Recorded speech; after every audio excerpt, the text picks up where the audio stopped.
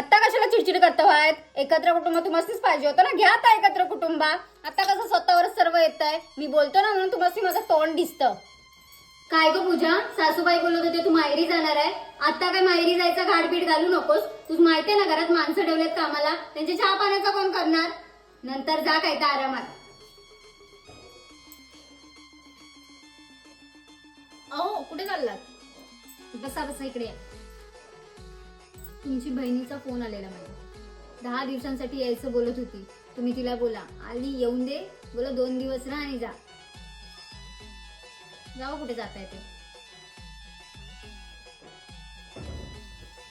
तुम्हासनी मी सरळ सांगतोय, तुमच्या भावाला बोला आत्ता पैसा भर म्हणून. मी गेल्या वेळी भरलेत का? तुम्हासनी तोंड नाही बोलाय, सर्व मीच बोलू. आणि मी बोललो की मी माहीत होऊन जातो. त्याची बायको मग माझ्याशी बोलत नाही आणि तुम्ही माझं ना वाईट करायच टाकलं.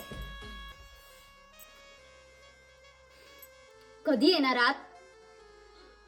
मस्त 4 तास अजून. काल तुम्हाला बोलली मला जत्रेला घेऊन चला. तिकडे जायला माणसाकडे 1 तास नव्हता.